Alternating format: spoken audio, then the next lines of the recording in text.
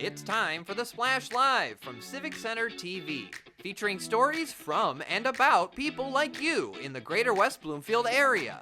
Simulcast on cable, 89.3 Lakes FM, social media, and the web. Now live from Green Media Center on Walnut Lake Road, it's the Splash Live. Live, local, social. It's the Splash Live on Civic Center TV and 89.3 Lakes FM. I'm your host, Jake Schaff, going over all of the biggest news and events from right here in Greater West Bloomfield. Tonight, the doors are officially opening on a building for commerce and community. The grand opening of the newest Chaldean Community Center located right here in Greater West Bloomfield. The celebration kicks off tonight at 6 o'clock p.m. and will feature appearances from Bishop Francis Calabat and Bishop Ibrahim as they hold a special blessing for the new building alongside other bishops, clergy, and community leaders.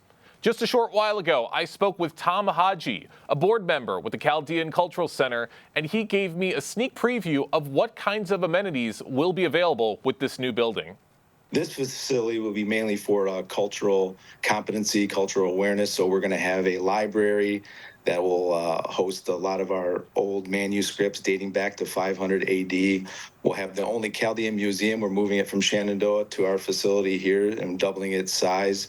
Again, the only Chaldean museum in the world right now, unfortunately. But we'll have a TV radio station. I'm actually sitting inside the TV studio, as you can see the backdrop there, trying to keep up with you guys. But we have a theater, we have a gymnasium, we have a community kitchen. We'll have classes to teach the community, Chaldean and non-Chaldean.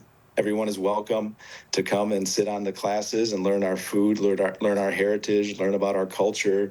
It's going to be exciting.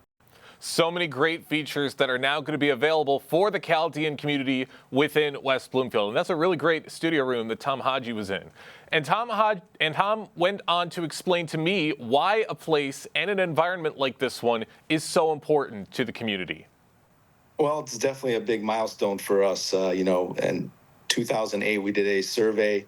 Walsh College conducted a survey where there was only 100,000 Chaldeans in Michigan, and we recently refreshed that survey. We're roughly around 200,000 Chaldeans, so it's a huge milestone. We finally have a voice not only in Michigan but in Washington, D.C. and around the world.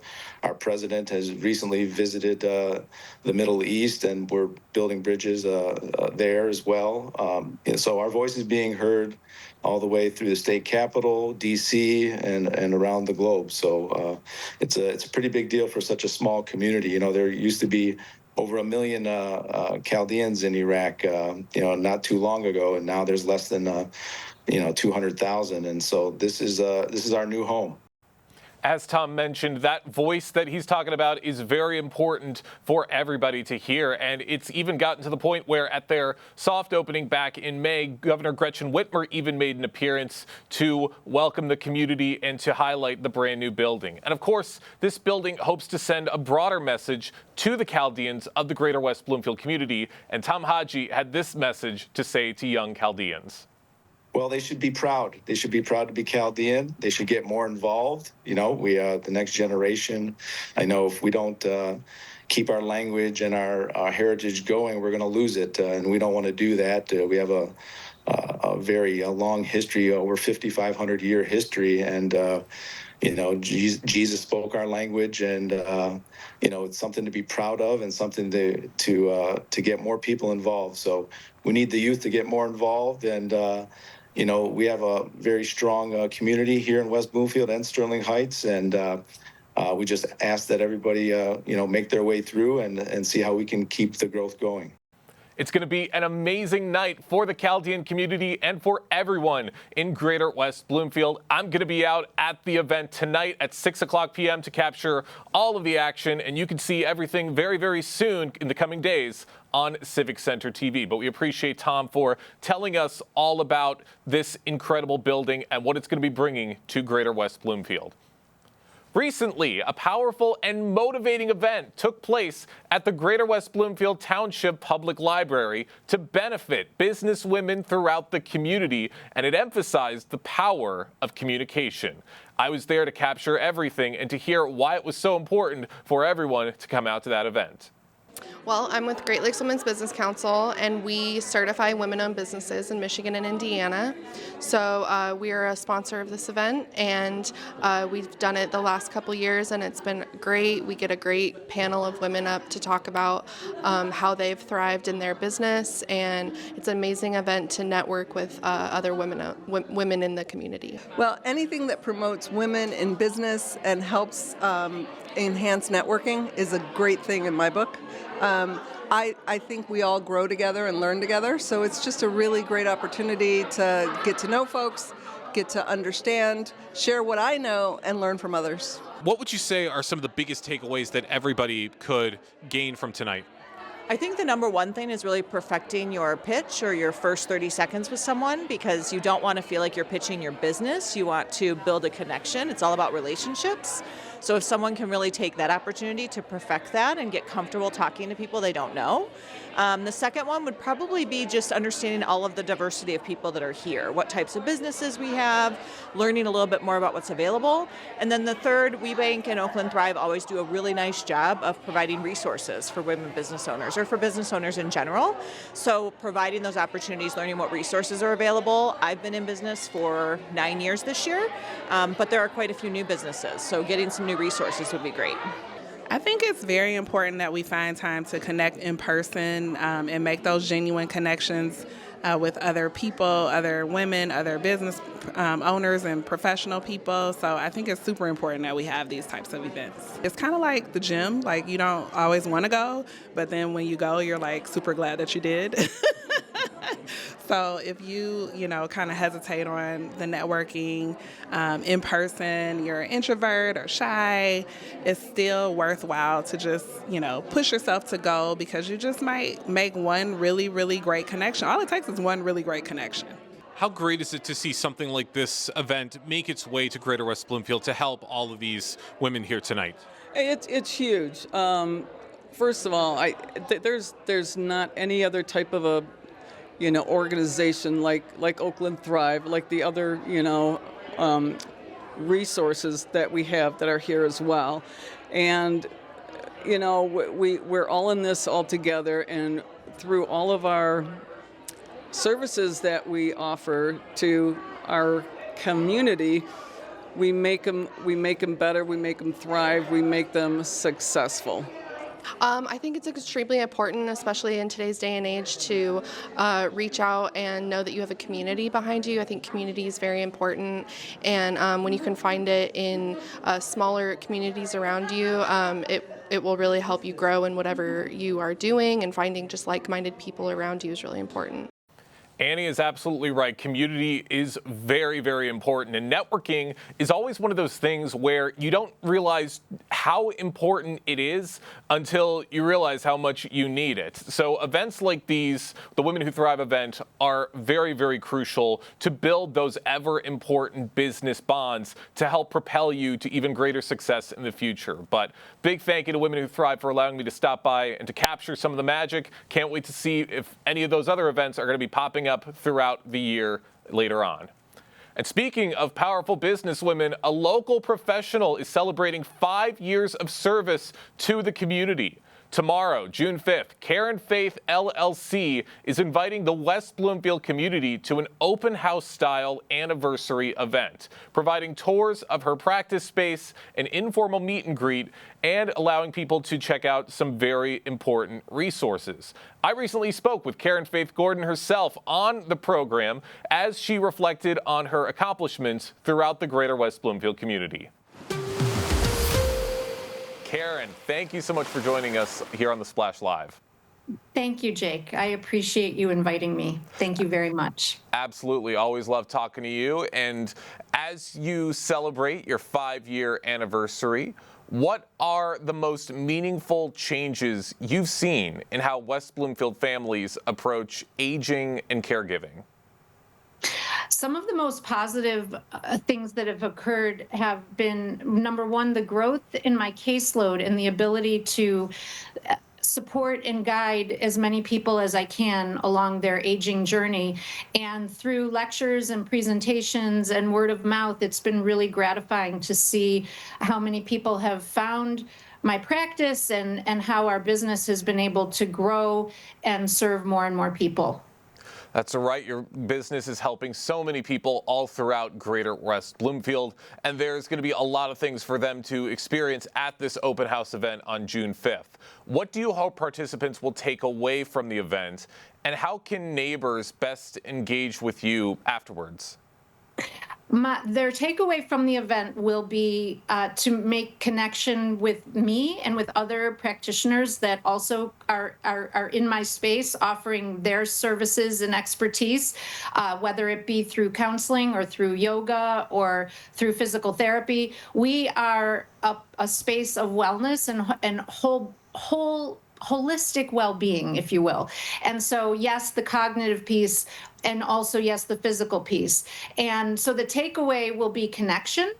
And the way in which we would love to engage further with people is by having them come to the groups that I offer, the classes that we offer, and to ask questions. We're here to answer the questions that you have. There are no wrong questions, and we are always happy to find the answers if we don't have them ourselves.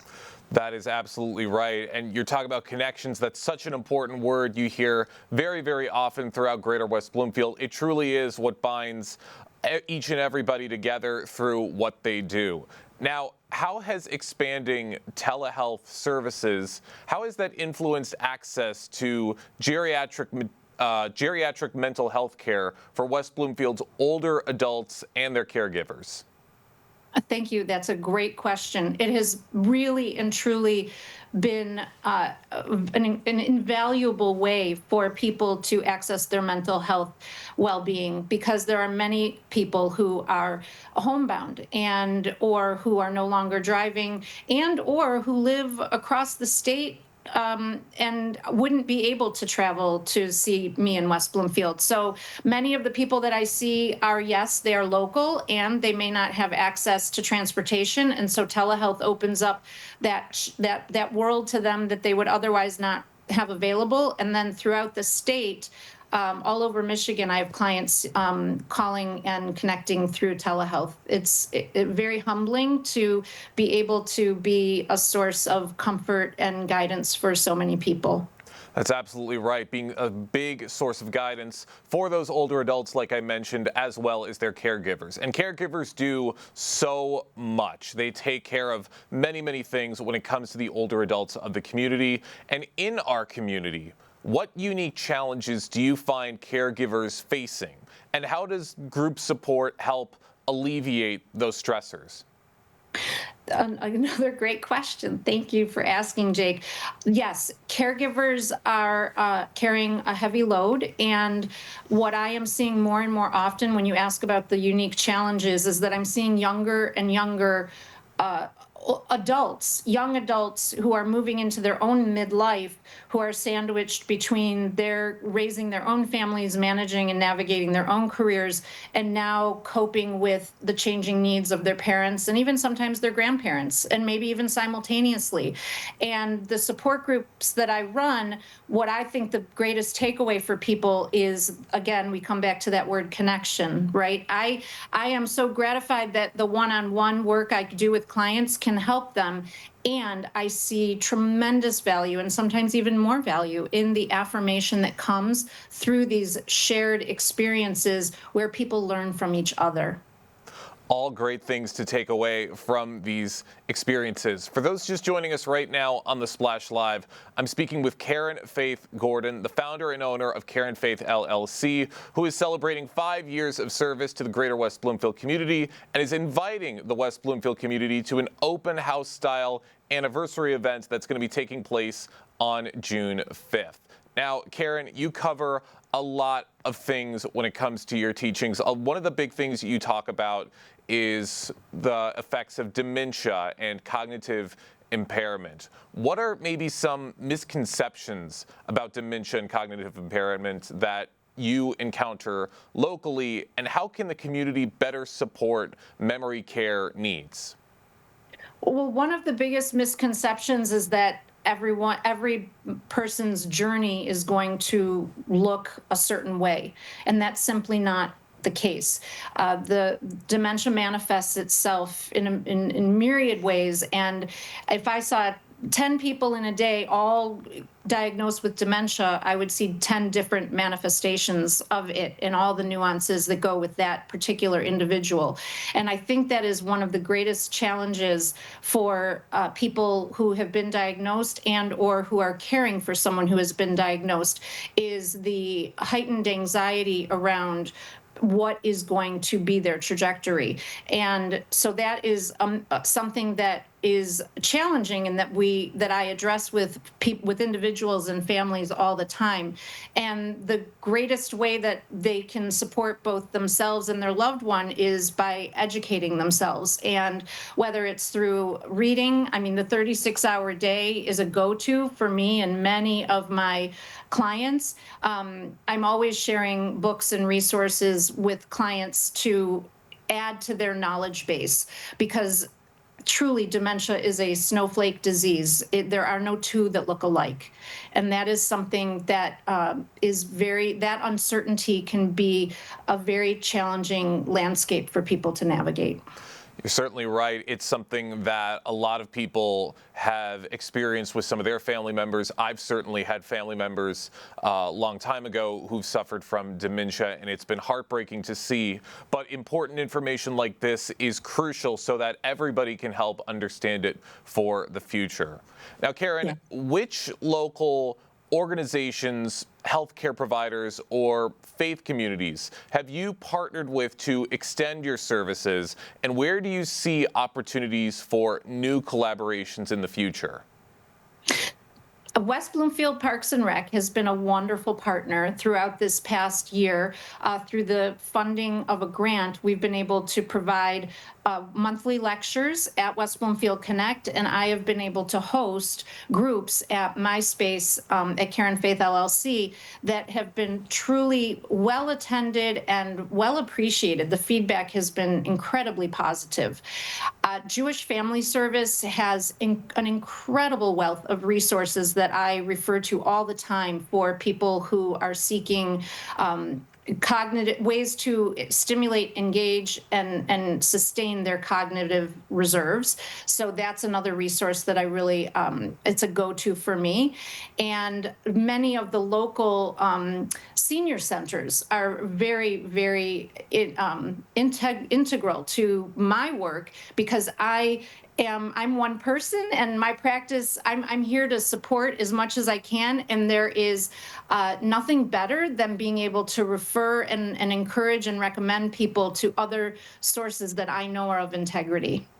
Well, Karen, you have been doing a lot of great work for everybody all throughout Greater West Bloomfield. I got a couple more questions for you before we wrap things up.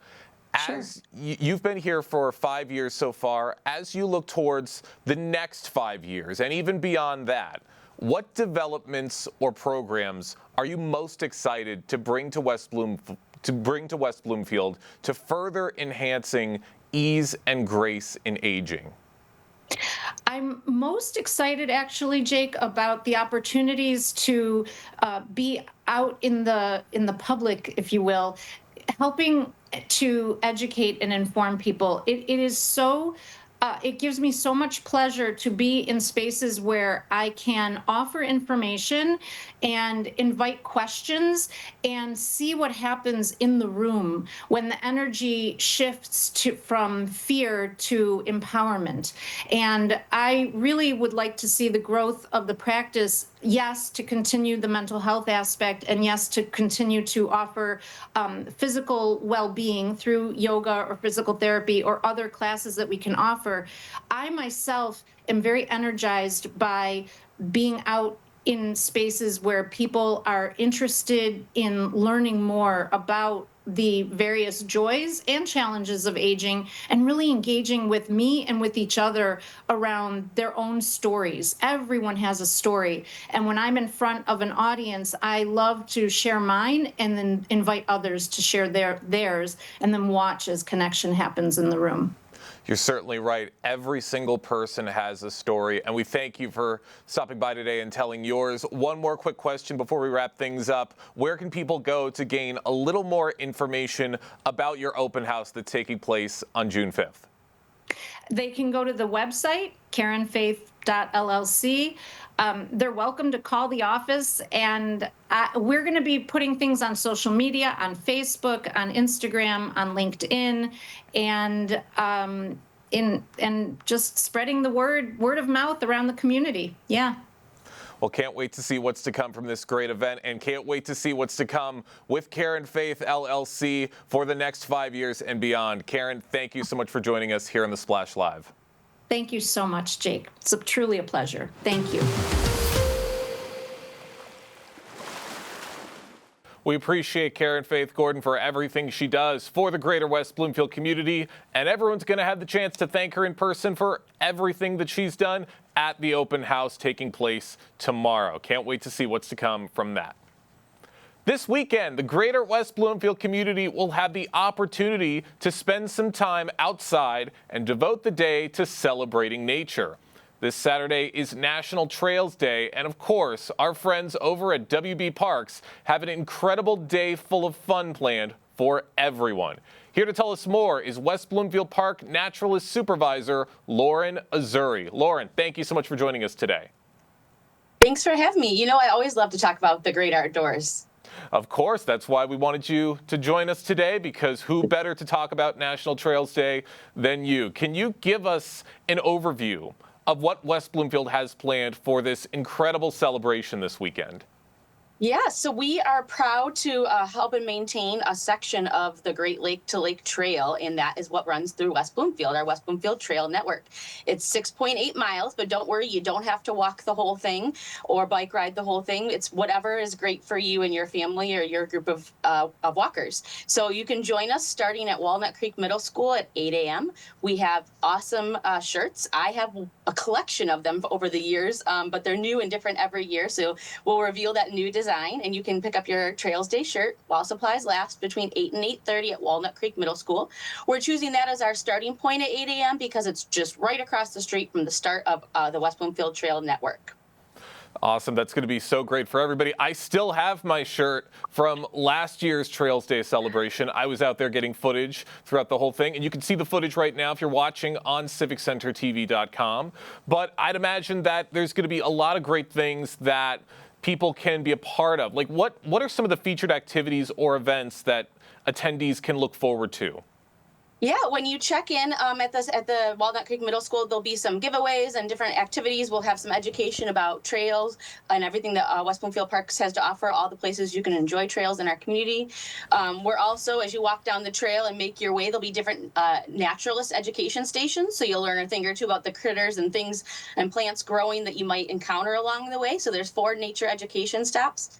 And then we also are partnering with the League of Michigan Bicyclists. And so they'll be great to have on site at Arrowhead. So if you make your way down the trail and walk down a little further, you'll get to meet that group. And they will be great at educating anybody on bike safety and biking opportunities in our community. Because when you think of trails, it's not just for walking or hiking, it's for biking as well. And then we always, of course, if you want to have a good walk, you have to be caffeinated. So we do have a coffee cart on site, so you can purchase coffee at the beginning of the trail or at Arrowhead, where we have another nature stop as well. So opportunities for snacks and drinks, as well as great nature education and some great sponsorships with our League of Michigan Bicyclists Education Station as well. Fantastic. Lots of great ways for everyone to stay active, which is very important now that the weather is really starting to get warmer and summer is quickly approaching. But I do want to know how this celebration helps promote trail stewardship and environmental awareness. Yeah, so trail walking is great, or biking or hiking is great for exercise and for our mental health and has lots of benefits. But of course, as part of the naturalist team, we always like to sneak in education about how we can keep these green spaces green and for their intended use for our environment and our ecology. So while you're walking on these trails, realize that we share them with lots of wildlife. There's turtle crossings and proper ways to help turtles across the road, which you'll learn about if you stop at one of our nature education stations on Trails Day. So we always want to be promoting and educating the public on great ways to help their environment so that we do have these green spaces and these trail networks for ourselves to enjoy, but also for Mother Earth. That's right. That's the basis of everything you guys are doing in helping out Mother Earth. And you just talked about some of the educational opportunities that are to come from some of these stations that are going to be set up all throughout the trail. Can you give us a little bit of a preview of maybe what people can learn from these stations specifically? Yeah, we try to focus on seasonality. So what are you going to see while you're walking today? What are some of the things? Because that's really the really exciting thing about exploring trails and being out in nature is that it's never the same. So it's always a fun experience, and it's always unique to the season or the day that you're out there because the weather changes, ecology changes that day. So you never know what you're going to find. So we do try to tailor our nature stops to seasonality. And I know this time of year is a time of year where you see a lot of turtles crossing the road on the trail or leaving the wetlands to lay their eggs along the trail edges. So we definitely like to educate on that. We also like to teach people about different invasive species. So plants you see that might look pretty, but actually are harmful to the environment and what you can do to help with those. And all different wildlife. So what kind of wildlife do you encounter this time of year? Another focus is often our frog friends. So we partner with Friends of the Rouge on lots of different conservation activities, and frog monitoring and listening for frog sounds helps us to know if our wetlands that are off of our trails are healthy or not. So we focus on a lot of those different things, but some invasive species, some of our slimy and scaly friends, as well as just what's happening outside in nature in June. Man, I love a lot of those things you have implemented to really keep track of the nature throughout West Bloomfield Trail. For those just joining us right now on the Splash Live, I'm talking with West Bloomfield Park Naturalist Supervisor Lauren Uzuri about West Bloomfield Parks' upcoming National Trails Day celebration taking place this weekend. Now, Lauren, I do have an important question for you, and this might be a little tricky because you've been with West Bloomfield Parks for quite a while, but what is your favorite part of the West Bloomfield Trail system and why? So I'm a lover of wetlands. Wetlands sometimes, if you don't know what they are or what their function is in nature, get a bad rap. People think, oh, that's just dirty water, or oh, there's just a lot of crazy plants growing there. But for us, wetlands absorb a lot of our pollution. Sometimes they are sponges and they help our environment in that way. They're also nurseries. So many wildlife babies are born in wetlands. All of our frogs lay eggs in wetlands, our salamanders, our dragonflies. So wetlands are really the hub, and especially our vernal pools, those are the ones that are wet in the spring and then dry up in the summertime, have such high ecological value. And we're fortunate enough to have many of those wetlands and vernal pools just off of our trail network and within our West Bloomfield Nature Preserve as well. So I love wetlands. I love sitting near them and listening to all the sounds. I love teaching people the value of them and why they're important, and they're not just this, dirty water, and what they really provide.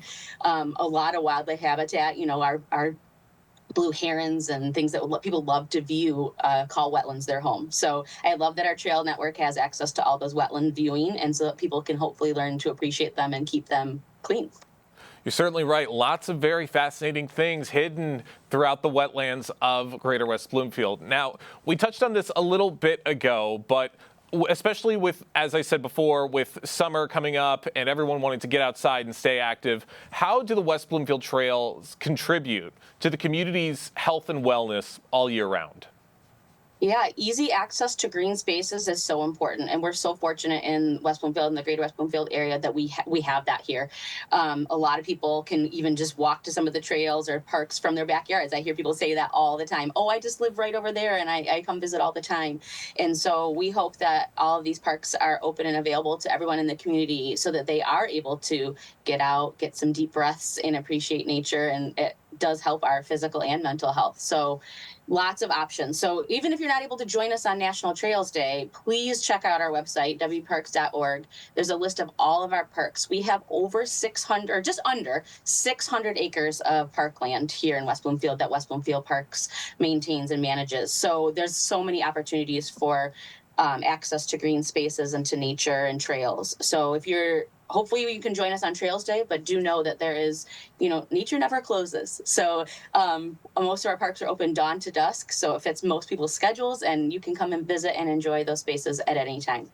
I love that. Nature never closes, and lots of greenery to check out all throughout Greater West Bloomfield. Lauren, I got one more quick question for you before we let you go. Out of everything, what do you hope people take away from participating in National Trails Day here in West Bloomfield? I think when you participate in something as a group, a community group, you make connections. So these are great opportunities to connect with like-minded people that like to be outdoors, people that want to learn, people that are active and like to move their bodies and biking or hiking or walking. So I always think our events are great to see people making connections and bringing people together. So when we're able to have an event like this and lots of people come to enjoy it together, bringing your friends, bringing your neighbors, bringing your family is great to show them why you love it or share your passion with others. So I love to see our events and people making connections. We've had plenty of programs where people have made friends and then they continue to stay in contact because their kids are going to one of the same classes over and over together. So just those connections over shared love of nature is always great to see. Connections, that's what it's all about all throughout the Greater West Bloomfield community. Lauren, thank you so much for joining us today here on the Splash Live. Thank you so much, Jake. We hope to see everyone out on the trails this weekend. Absolutely. We will be there. Lots of great things to look forward to with West Bloomfield Parks and National Trails Day. Once again, that is taking place this Saturday, June 7th, here in Greater West Bloomfield. Lots of great stuff is on the horizon, and we've got plenty more things to get into right after this break. Live, local, social. It's the Splash Live on Civic Center TV and 89.3 Lakes FM.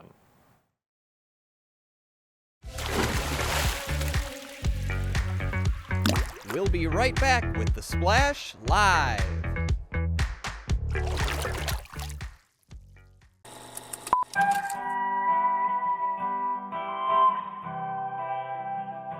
Bringing you stories and memories from Kego Harbor, Civic Center TV, television that's close to home. When it comes to making plans, you are the best. What about those barbecues you plan in detail for your family? Or your daughter's first costume party? It was out of this world. The same way you plan each detail for those moments, start planning to protect you and your loved ones from a natural disaster. Sign up for local weather and emergency alerts. Prepare an emergency kit and make a family communications plan. Protecting your family is the best plan you can make.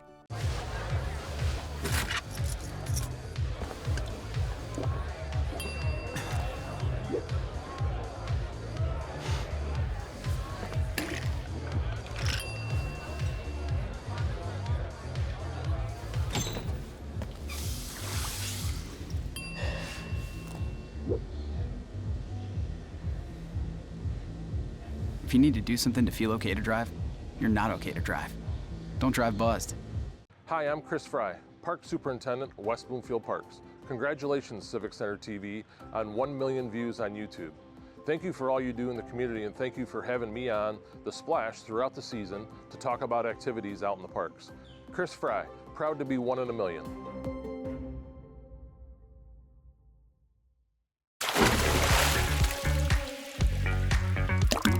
And now, back to the Splash, live. Live, local, social. It's the Splash Live on Civic Center TV and 89.3 Lakes FM. I'm your host, Jake Schaff, going over all of the biggest news and events from right here in Greater West Bloomfield. With the school year winding down, seniors have already bid high school farewell and are making the big jump to college. But the rising seniors of this year, the juniors, have a lot of work to do to prepare themselves for their own senior year. One of the biggest things on their to-do list is, of course, senior pictures, which should be getting taken sooner rather than later. We recently spoke with Doug and Allie Cohen, the co-owners of Frameable Faces, to tell us some tips for rising seniors on preparing themselves for their photos. Good morning to both of you. Good morning. How are you? I'm great. Really, really happy to have you with us and really, really excited to be getting into this conversation. It's an important one to be having around this type of year. Doug, we're going to start with you. What are some of the most important things rising seniors should consider when choosing a photographer for their senior portraits? Well, there's several things. I think they should consider the process that the photographer brings to the table. So I would say that and the personality of the photographer are two really important things. So when I say the process, you want a photographer that's going to hold your hand through the whole process, meet with you ahead of time, get to know you, and genuinely seem interested in creating something that is about you for your senior pictures that will be really all about capturing your personality, and that they have some ideas about how they go about their craft. Like, you can tell the difference between somebody who's really engaged and really committing to creating something special for you, as opposed to somebody who might not quite have all the experience, doesn't really know the right questions to ask, or doesn't really seem to have a game plan. So you definitely want to be, as you sort through the photographers that you either talk to or meet with, the ones that really have a plan and are really committed to creating something special. And then also just in terms of how you connect with them. You know, if you feel a connection to your photographer, that's going to come through in the photos. You know, that there's a lot to be said for how comfortable you are and how you feel about the person who's taking your photos. If there's no connection there, it'll look like there's no connection there. So that's one thing I would start with, just in terms of figuring out who your photographer is going to be. That's absolutely right. Connection is very important. And I do have to say, connection was not an issue on my end, because my mom actually worked at a photography studio for many, many years. So she was very on top of things and made sure that I got my senior photos done in a timely manner. I also got them done for free. But more importantly, Allie, I'm going to go to you next. How far in advance should students book their senior photo session, especially if they maybe want seasonal backgrounds, like maybe fall foliage or spring blooms? So we are already booking for the class of 2026 right now. We've actually been booking. I think the first senior we booked for the class of 2026, I believe, was in February of this year. Oh, wow. And it was for that reason. She wanted a specific season. So she wanted the fall colors, and she wanted to make sure that she got there in the peak of fall colors. So she booked early. She had her choice of time. And that enabled her to, if something happens, because we do live in Michigan, and in the fall it could be 80, 90 degrees. It could be really cold. It could be rainy. So she's got that flexibility now because her session is already booked. So we've got that flexibility to move around if we need to accommodate her and what she envisioned for her senior photos. Man, people already making the jump and getting those appointments booked. Very, very important to do so, as you both said. And for when students want these photos taken, I'm sure they want to show a little bit of their personality in these photos. They want to make them stand out. So, a question for you, Doug. How can students incorporate their personality or maybe their hobbies or interests into their session to make the photos feel a little more authentic? Well, we always say that there's different categories of personality for the seniors when we try to present it to them and give them some options and talk it through. Like, are you, somebody who gravitates towards nature? And do you want to be out on a trail with trees and water behind you and something really pretty? Or do you want something more edgy, in the city, in alleyways where there's, where it's not real clean looking and there's graffiti on the walls, but that can be a really cool look too. And that can be something that really can kind of define how a senior feels about who they are and what kind of personality they have. And then in terms of their interests, they can bring those into the picture as well. So if they are a musician and they're in their orchestra or their band, they can incorporate their instrument. If they're an athlete, we can take one of a football or a basketball or a volleyball and have a flame coming off of it and do some really gritty stuff that really brings out, their competitive nature in the sport that defines them. or whatever it might be. So we talk all of that through ahead of time to find out what they're into, and if what they're into is important enough for them to bring it into those photos. And then we can go to a location, whether it's a stadium that they play in, outdoors, for example, or we can do it here in our studio because we have a brick and mortar here in the Orchard Mall. So we have that advantage of having an indoor studio, and we can create some things on different backdrops indoors as well. So we really plan that out ahead of time in a very consultative way so that we accomplish what they're looking to get. That's right. And you said it yourself, the indoor studio definitely has a lot of benefits, as you don't have to worry about weather interfering with photos and possibly causing some issues. So you're absolutely right. Lots of things to consider. Allie, I'm going to go to you next. Can you walk us through what a typical senior photo session with you looks like, from preparation to final delivery? Absolutely. So from the very beginning, before we even start the session, we will have the senior or rising senior and or one or both parents or guardians come into the studio where we'll meet. We'll kind of plan out that photo session, ask all the questions. What do you see? If you could design your perfect session, what would you want to do? So we can give suggestions, but these aren't our senior photos. These are the seniors' senior photos. So we want to know what is important to that senior. So we get all that information. We have then a design, perks of working at home, a design consultation where we plan out outfits. I can go shopping personally with the senior and the parent. I can do it virtually. Send me outfits, send me anything. We'll make outfits that way. Then the day of the session, hair and makeup, if needed, is done. And we've got a variety of people on staff, well, at our disposal, that will help to do that. Then the day of the photo session comes, everybody's very excited. We have a dressing room set up for the senior in the studio. And then we hit it. So usually it's about, maybe 1/3 of studio work, and then we are off to the races on location. There are times where we do all studio sessions or all location sessions. All sessions with us are fun, and we make sure of that, because by the time that session comes, we know who our senior model is, who our models are, and we are able to connect with these people. So it's always a good time, and that's how we yield the best results. So usually after the session's over, we end it with hugs, and it's not uncommon to grab dinner or dessert or a snack or something with us at the end of our sessions. So that's pretty much it in a nutshell. We are all encompassing, and we really put our arms around our people and make sure that they have a really good time that yield the very best results.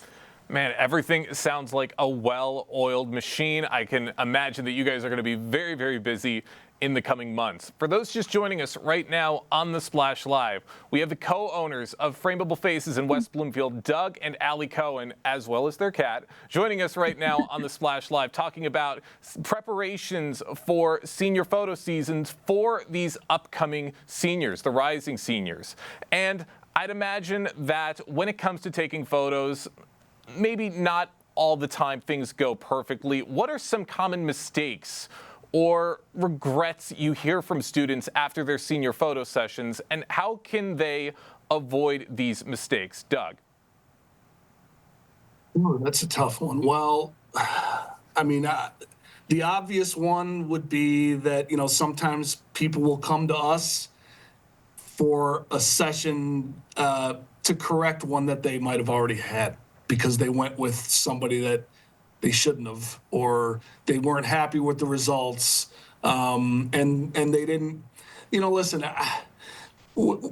without getting cheesy about this point, okay, you get what you pay for, and sometimes people will go to somebody who's more or less an amateur, and everybody has to start somewhere. But if they think they're getting a deal because someone's going to meet them on location somewhere, take a bunch of pictures and hand them a disc, and they're done, and that's it, and it's cheap, it's probably going to look and feel cheap, and you're probably not going to get the best results. It's just the way it is. And sometimes we have to correct sessions that were done with the wrong photographer. So, and listen, like I said, everyone has to start somewhere. I'm not disparaging people who are just getting going in their photography business, but the ease of entry to this business is a factor that wasn't quite there maybe 20 years ago. And a lot of people think they're a photographer, but they're not really. So sometimes we have to correct those, and people are like, "Yep, we should have come to you in the first place," and then we end up doing another session for them. That's unfortunately a relatively common mistake. But beyond that, I don't know. I guess maybe they didn't plan enough with their wardrobe, or maybe for the girls, they made a decision not to get their makeup done, for example, and maybe because they were afraid that it would look too clownish, and they're not used to wearing makeup. And we always encourage them to do that, because if you go to the right makeup artist, they can make it look so that you still look natural. So sometimes people don't make that choice, and then they regret that.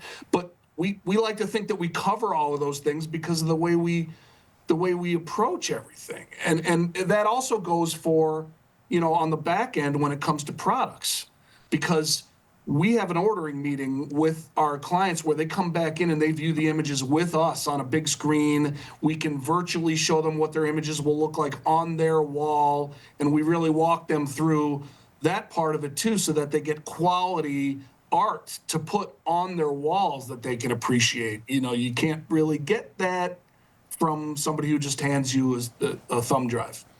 You're absolutely right. Lots of things to look out for, and that's why taking these photos, it's an intricate process, and it's important that you make sure that everything goes the way you want it to, and you guys absolutely help in accomplishing a lot of these things for these rising seniors. I got one more question for both of you before we let you go.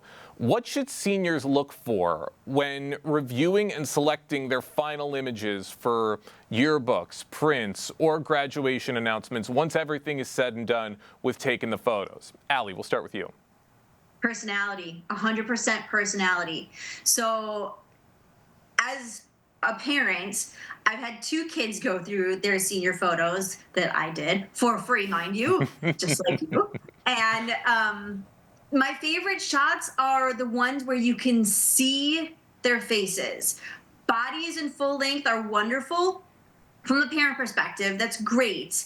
But I want to see my kid's face. I want to see my student's face, because that's what gets me as the mom. The kids, from what I've told, they want stuff that shows their style, shows who they are. If it's the boho chic, if it's the gritty athlete, if it's the pretty princess in the field of flowers, that's what they want to see, and that's what they want to show. So like Doug said, when we have our first meeting, we drill down and we get to know what our seniors want, and then that's what we give them, and then we can help guide them through the process of selection. When it comes to yearbooks, though, those are pretty rigid parameters, and the schools all set those, and those are pretty standard. It's usually a gray background, sometimes a blue, something. I tell everybody, the guys, suit and tie. The girls don't wear black. Everybody wears black. 9 out of 10 girls that I tell to not wear black come to the studio wearing black. So it's fine. It always looks good. And yeah, so that's it. Mostly personality to me. Doug, same question. Yeah, well, I think one thing that's really important is for the senior and for the parents to go into this prepared to compromise a little bit. There's nothing wrong with a little bit of compromise, and sometimes we can fill that role a little bit as mediator, as long as we, because we try not to take a complete side with the parent or the senior. And what I mean by that is, sometimes you'll have a senior who comes in and sees a photo of themselves that they don't like because they're smiling really big and they think they're cheesing too hard. And the mom is like, well, no, but I love your smile. I want to see your smile. And the senior wants it to be more straight-faced and edgy. And the mom says, well, when I see you looking like that, I see you giving me attitude. And then so there's like, sometimes there's a disconnect between the parent and the senior a little bit, but it's okay to have a little of both and to go into it knowing that you're probably going to, if you really want everybody to be happy, go into it knowing that it's okay to have a little compromise. The parents don't necessarily have to get every image that they want exactly how they want it, and the senior needs to have a little bit of flexibility with their parents as well. If they both get some of what they want, then everybody will be happy. And if they go into it knowing that that's going to be a piece, then it might be easier for them to be prepared emotionally, mentally for that. Of course, it's a team effort. Everybody wants the same goal to make these photos look as amazing as they can be, and you guys absolutely do that. Doug, Allie, thank you both so much for joining us today here on The Splash Live. Thank you so much. Thanks for having us.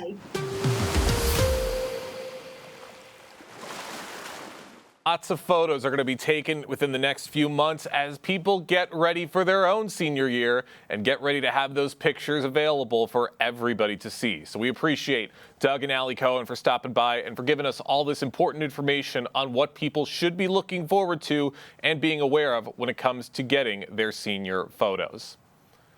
School nurses serve as the first line of defense in ensuring student health and safety during the school day, managing injuries, illnesses, and chronic health conditions like asthma or diabetes. We recently spoke with the school health nurse consultant for Oakland Schools, Becky Rosbolt, to hear why school nurses are so important to the community. Becky Rosbolt, thank you for being here, Becky. Hey, thanks for having me. We appreciate that first and foremost. You providing a little bit more insight and perspective. Now, I just want to get straight into it. As a school health nurse consultant, how do you support Oakland County's 28 school districts? So a couple of ways. With the school districts that have school and district nurses, I really provide support to them. Support, mentorship, guidance, educational opportunities. We have monthly meetings where we meet as a group to collaborate and have guest speakers that provide resources and educational opportunities. I have a weekly newsletter of educational offerings for them. And in our districts that don't have school nurses, I'm able to provide support, consultation, and provide that education directly to our staff at the school. Good, okay. Okay, and I would imagine they need that support, they utilize that support, and it all helps with everyone, their end user as well. So if I'm not mistaken, I believe, you cover a lot of different school districts, but, you don't have too much experience in this position specifically, but I do want to ask, what are some of the most common health challenges you're seeing among students across Oakland County, including Greater West Bloomfield? Sure. I think this translates from district to county to state to country. We have what's called the Big Four, and you mentioned a couple of them already, but asthma, food allergies, diabetes, and seizures are really our most common health conditions we see in the schools. And staff really needs to be trained on those conditions, how to respond in an emergency, and how to give rescue meds if they're needed. Oh, okay. Interesting to know first and foremost. A lot of different things. I'm going to be honest with you. I had no idea diabetes was even a problem in the schools amongst the youth, but that's interesting to know. Now, what educational support do you provide to these local districts as well? Education being a very important resource as well. Of course. And, I can provide many different trainings. First and foremost, every school really needs medication administration training because we give medications on a daily basis to our students, or just giving those rescue medications. In addition, I can provide MERT team training, which is a medical event response team. And that sort of goes a level above CPR, first aid, AED, and it goes into those Big Four, and they get hands-on training on how to administer the meds, along with bleeding control and naloxone or Narcan training. I can provide assistance with cardiac drills that the schools want to conduct to sort of practice through a scenario, and I can provide guidance guidance, feedback and debrief afterward with them, let them know where they did well and where they need some more help. And then, of course, any of those individual conditions, the big four, things like cancer, sickle cell anemia, cystic fibrosis, migraines, any of those conditions I'm able to help provide training for the staff for.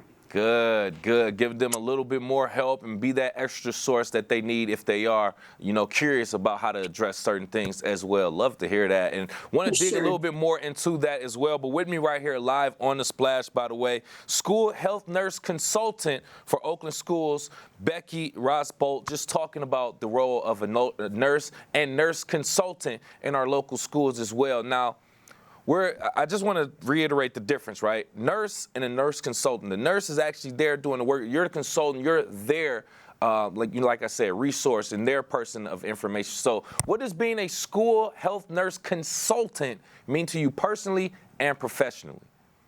Well, I'll tell you, school nursing itself is my life's passion. I was a pediatric nurse at Children's Hospital of Michigan for 17 years, came over to school nursing about 11 years ago, and seeing that full circle moments of, our kids in the hospital that were so sick are now in their schools, learning and socializing with friends. It really is heartwarming to see that. I'm fascinated by that connection between health and academic success. I really put everything into my work and I reap the benefits with families and making a difference in kids' lives. As the school health nurse consultant, I get to sort of broaden that out to a much higher level at the county where I'm able to, again, provide the supports to our district nurses and our schools that don't have nurses. Yeah, it makes sense now that you put it out there, because when you're a single school nurse working, you're pretty much focused on the micro level. But in your position, I would imagine it's more of a macro level. Like you said, you're just doing it on a bigger scale type of situation. So it's really making a bigger impact than what you were doing before, and we appreciate that as well. Now, we talk about the physical ailments and things that the children or the youth may come to the nurse about. But what about the mental? What role do school nurses play in addressing the mental health concerns among students? Sure. School nurses have extensive training in mental health, and really them working together in an interdisciplinary team with our school social workers, our school counselors, our psychologists, our behavioral interventionists really helps round out the care for the students and provide the most support. Okay. And I would imagine, well, let me not imagine. Can you tell me how this has evolved in recent years? Because just from my recollection, mental health just in general as a phrase or a concept is fairly new, relatively new within the last maybe 10, possibly 15 years. So how has the mental health concerns or addressing it evolved over the last few years? I really think COVID made a big impact with kids being at home, not able to socialize. And then, of course, social media plays a big role, too. That part can be helpful and harmful, right? We see social media addiction, social media bullying, things like that. So really looking at that, we are seeing an uptick of mental health issues in our schools. Interesting. So I would imagine that would entail more training is needed, more perspective, more research, and things of that nature as we continue to move forward. So thank you again for providing that. One thing you mentioned I want to touch on, if you don't mind, the COVID thing. That's still just a few years removed, and we still have some kids that's kind of like coming through that or whatever the case may be. So can you just talk about how school nurses help in those large, impactful health situations like dealing with COVID, post-COVID or whatever? Sure. I mean, with COVID or any other communicable disease, we really provide a lot of guidance to the school on, what symptoms and situations do students need to stay home and take time and recover, and when it's safe for them to return to the school community. We really collaborate closely with Oakland County Health Division on that guidance and getting direction from them, with any communicable disease issues. Oh, yeah, I would imagine. And I mean, that was the worst case scenario with COVID and everything, right? But it still teaches us a lesson on how to prepare, how to respond, and how to, carry about, different methods and procedures for those type of situations on different scales as well. So thank you again for that. With me right here live on The Splash, by the way, school health nurse consultant for Oakland Schools, Becky Ross-Bolt, just talking about the role of the school nurses and the importance of them as well. Don't want to hold you up too much longer, just a few things to inquire about.